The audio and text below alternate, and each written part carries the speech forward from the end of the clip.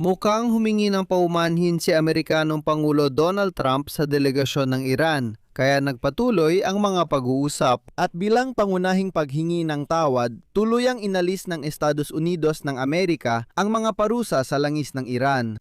Simula ngayon, pwede nang magbenta ang Iran ng langis sa buong mundo nang walang limitasyon o parusa unang beses matapos maraming taon. At ngayon, pinapayagan na rin ang Iran na magbenta ng kanilang langis kahit sa Estados Unidos ng Amerika gamit ang dolyar ng Amerika, at ang mga dolyar na ito ay maaaring matanggap ng mga Iranian na dati ay tinatawag ng mga Amerikano na mga terorista. At para maintindihan, hindi pa nga nagkakasundo ang mga panig, ibig sabihin wala pang anumang kasunduan. Inihayag ni US Vice Presidente J.D. Vance ang pagsang-ayon ng Iran na imbitahan ang mga inspektor ng International Atomic Energy Agency para magsagawa ng inspeksyon sa mga imbak ng pinagyamang uranium sa kanilang bansa. Pagkatapos nito, mumiti lang si Ismail Bagay, tagapagsalita ng Ministry ng Ugnayang Panlabas ng Iran, at sinabi na hindi tinanggap ng Iran ang karagdagang obligasyon hinggil sa pakikipagtulungan sa IAEA. Pagkatapos, lumabas si Donald Trump at sinabi na mali ang pagkakaintindi nila at pumayag pa rin ang Iran na papasukin ang mga inspektor. Sa Tehran, inulit nilang hindi nila tinanggap ang ganitong obligasyon.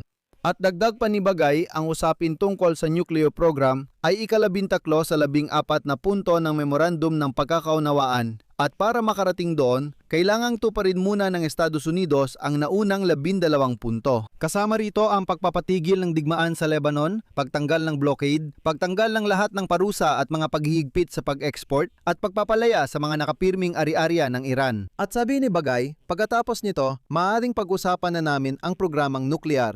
May magandang balita na buksan na ang kipot ng Hormuz na sinang-ayunan ng Iran. Nagkasundo sila sa mekanismo ng pagbubukas at operasyon nito. Sa madaling salita, pag-usapan natin ngayon sa episode na ito ang pinakabagong balita kung paano napakaingay na nananalo si Donald Trump laban sa Iran. Ang pangalan ko ay Alexi Pechi. Pag-usapan natin ito ng sabay-sabay. Pero bago tayo magsimula, hinihiling ko na mag-subscribe kayo sa channel, mag-like at mag-iwan ng kahit anong komento sa video na ito. Kaya, ang negosasyon sa Switzerland sa pagitan ng mga delegasyon ng Estados Unidos at Iran ay nagtapos sa panibagong mga konsesyon mula kay Donald Trump. Pero bago yon, ibabahagi ko muna sa inyo ang isang napaka-interesanteng resulta ng isang survey. Ayon sa isang sociological na survey na inilathala sa The Times of Israel, 72% ng mga Israeli ang naniniwala na sa kasalukuyang digmaan, ang Iran ang nagwagi. Ipinakita ng survey na kahit sa mga botante na sumusuporta sa kanang blok na pinamumunuan ni Punong Ministro Benjamin Netanyahu, 73% ang naniniwala na ang Iran ang nagwagi. Kahit sa unang tingin, sila iyong mga makakanan na parang ipipikit lang ang mata at sasabihing tayo ang nanalo. Sa kabuuan, 86% ng lahat ng Israeli ay negatibo ang pananaw sa resulta ng mga labanan at sa kasunduang nilagdaan ng Estados Unidos at Iran nang hindi sinama ang Jerusalem. At 88% ng mga Israeli ang naniniwala na hindi naabot ng bansa ang mga layunin kung bakit nila sinimulan ang digmaan laban sa Iran. Pero pinaninindigan ni Donald Trump na sumuko pa rin ang Iran. At sa diwa ng isang nagwagi, inalis pa rin ng Estados Unidos ng Amerika ang mga parusa laban sa Iran. Ayon kay Ismail Bagay, tagapagsalita ng Ministry ng Ugnayang Panlabas ng Iran, nagkasundo ang Iran at Estados Unidos na magtatag ng espesyal na mekanismo para sa ligtas na pagdaan ng mga barko sa kipot ng Hormuz sa unang round ng negosasyon sa Switzerland. Dagdag pa niya, tinalakay din ang pagbibigay ng permiso sa pagbebenta ng langis at mga produktong petrolyo ng Iran at pag-unfreeze ng mga asset ng Tehran. Nilinaw ni Abbas Araghchi, pinuno ng Ministry ng Ugnayang Panlabas ng Iran, na napagkasunduan ang mga desisyon sa pag-export ng langis at pag-unblock ng mga asset. Kasabay nito, kinumpirma ni Bagay na tumanggi ang panig ng Iran na ipagpatuloy ang negosasyon dahil sa mga banta mula kay Pangulong Donald Trump ng Estados Unidos. Naikwento ko na ang mga bantang ito sa nakaraang episode dito sa YouTube channel. Kung di nyo pa ito napanood, inirerekomenda akong bumalik sa aking YouTube channel at panuurin ang nakaraang episode. Tinawagan ni Trump ang mga miyembro ng delegasyon ng Iran at tinakot sila na sinabing kung hindi sila papayag sa kanyang mga hinihingi, hindi na sila makakauwi ng buhay sa kanilang bansa. Sinabi ng Iran na hindi sila matatakot at humingi ng paumanhin mula kay Trump para magpatuloy ang negosasyon, kaya nagpatuloy ito tulad ng nakikita natin. At sa parehong panahon, patuloy na nagtatrabaho ang mga technical na grupo ng delegasyon ng US at Iran sa Switzerland. Alam na hanggang sa katapusan ng linggo ay tsak na magtatrabaho pa rin sila doon. Kalaunan, naglabas na magkasanib na pahayag ang Pakistan at Qatar, mga tagapamagitan sa negosasyon ng US at Iran, matapos ang unang pagpupulong. Sinabi rito na ang mga negosasyon ay naging positibo at konstruktibo, na nagbigay daan sa mga panig na makamit ang pag-unlad na nagbibigay ng pag-asa. Partikular, nagkasundo ang Tehran at Washington na bumuo ng mataas na antas ng komite na siyang magbabantay sa proseso ng negosasyon, habang ang mga working group ay tututok sa nuclear program ng Iran, mga parusa, pagmamanman ng pagpapatupad ng mga kasunduan at paglutas ng mga hindi pagkakaunawaan. Nagkasundo rin ang Tehran at Washington sa mekanismo ng pagmamanman sa tigil putukan sa pagitan ng Israel at Hezbollah sa Lebanon. Itong puntong ito ay isang malaking sampal sa Israel na ginawa mismo ni Donald Trump. Pakinggan niyo ulit na kasundo ang Tehran at Washington na magtatag sila ng isang grupo na magbabantay para hindi maglaban ang Israel at Hezbollah. Ano bang tawag dito? Hindi na talaga pinag-uusapan ang issue ng soberanya. Gaya ng sabi nila, puro salita lang yan, pero naabot ng Iran ang hindi nila nakuha sa digmaan. Tinanggal na ng Estados Unidos ang lahat ng parusa sa langis ng Iran. Naglabas ang Office of Foreign Assets Control ng kagawaran ng pananalapi ng Estados Unidos ng Amerika ng lisensya hanggang Agosto 21 na nagpapahintulot sa pakikipagkalakalan ng langis at mga produktong petrolyo na gawa sa Iran. Ang pahintulot ay ibinigay sa loob ng 60 araw at sa panahong yon ay inaasahang makamit ni Tehran at Washington ang komprehensibong kasunduan sa mga pinagtatalunang isyung nakasaad sa memorandum na nilagdaan nila noong nakaraang linggo.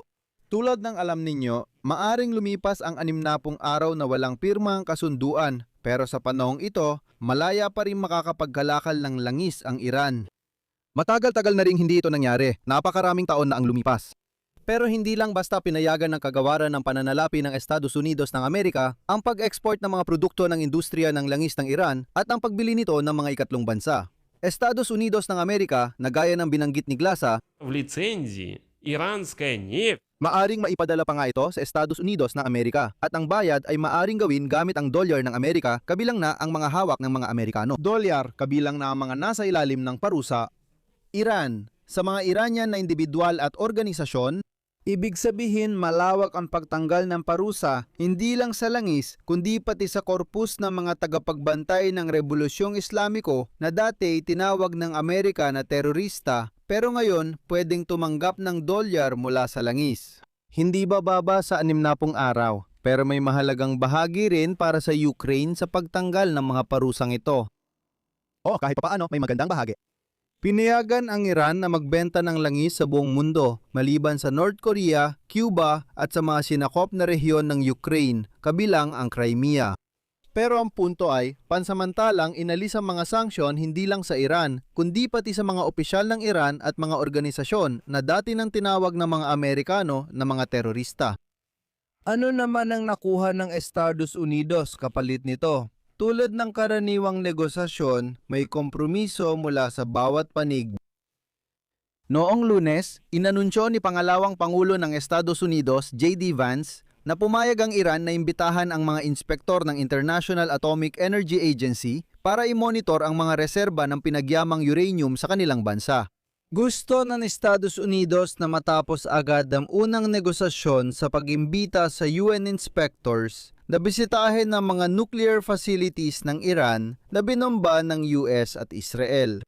At para makita mismo ng mga inspektor na ito kung ano talaga ang nangyayari doon. Nailibing na ba talaga lahat ng enriched uranium? Kumusta rin ang lagay ng mga nuclear facilities? At di umano, ayon kay Vance, naabot ito ng Estados Unidos. Aniya, ito ang gusto namin at nakamit namin. At kapalit nito, inalis ang mga parusa sa Iran. Paalala ko lang, ang huling pagbisita ng mga inspektor ng IAEA na ganito ay naganap bago ang digmaan noong Hunyo 2025.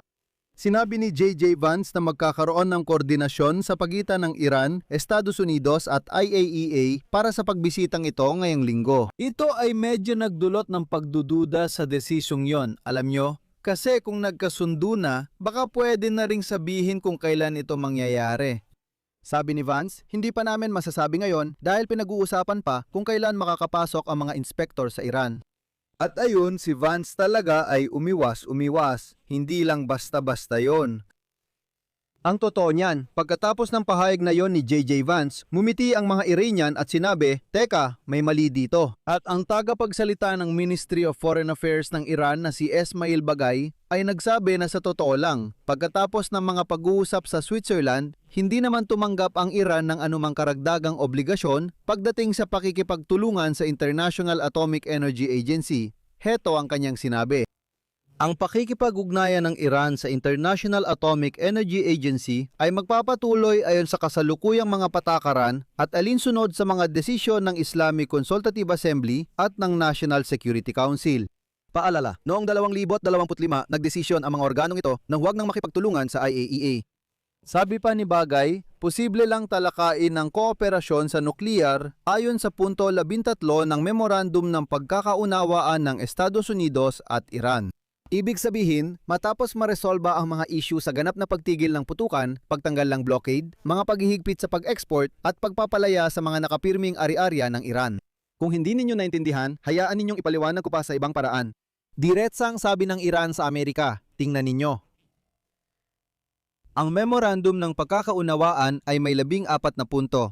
Ang programang nukleyar at pinayamang uranium ay tinalakay sa 13 punto.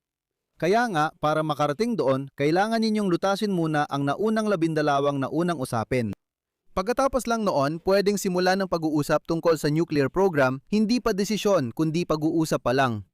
At ang unang 12 na mga punto ay lahat-lahat na. Kasama dito ang pagtigil ng digmaan sa Lebanon, kasama rin dito ang pag-alis ng mga tropang Israeli mula sa Lebanon, kasama rin dito ang pag-alis ng lahat-lahat ng sanksyon, kasama rito ang pagtanggal ng blockade at pag-unfreeze ng mga asset ng Iran. Kabilang dito ang pagbuo ng $300 bilyong na investment fund para sa muling pagbangon ng Iran at iba pa. Pagkatapos noon, makukuha ng Iran ang lahat. Makukuha niya lahat ng hinihingi niya bago payagang pag-usapan ang nuclear program. Sabi ni Bagay, pakinggan ninyo at huwag subukan bago dumating ang oras na yon. At sa gitna ng magkakasalungat na pahayag tungkol sa pagpayag ng Iran na makapasok ang IAEA sa kanilang nuclear facilities, tiniyak ni Donald Trump na sa totoo lang, papayag din ang Tehran. Hindi pa pumapayag pero balang araw papayag din sila sa malawakang inspeksyon, CP. Lahat ay lubos na nakakaunawa. Sabi niya, ang Iran ay sa huli ay papayag din sa malawakang inspeksyon at kontrol sa armas para matiyak ang integridad ng programang nuklear sa pangmatagalang panahon. Ibig sabihin gaya ng nauunawaan ninyo, inamin ni Trump na hindi pumayag ang Iran sa unang negosasyon. Sabi niya, papayag din sila kalaunan. Huwag ninyong isipin na tanga kami. Oo, inalis namin ang mga sanksyon at pinayagan silang kumita. Sigurado kaming darating ang panahon na papayag ang Iran na papasukin ang IAEA inspector sa kanilang nuclear pasilidad. Gusto ko ding sagutin si Trump gamit ang sarili niyang salita. Ang tanging malinaw sa lahat ay nakuha ng Iran ang pag-alis ng mga sanksyon habang ang Estados Unidos ng Amerika ay walang nakuha. Maglalagay ako ng 3 tuldok dito. Ibahagi ang opinyon at konklusyon sa comments sa episode na ito. Mag-subscribe sa channel, i-like ang episode na ito, at huwag kalimutang pindutin ang kampanilya. Kung gusto niyong suportahan ang trabaho ng YouTube channel na ito, maaari ninyo itong gawin sa pamamagitan ng pinansyal na tulong. Magpadala lamang ng anumang donasyon gamit ang mga link at detalye na nasa description ng video na ito. Iyon lang po. Ingatan ninyo ang inyong sarili. Paalam sa lahat.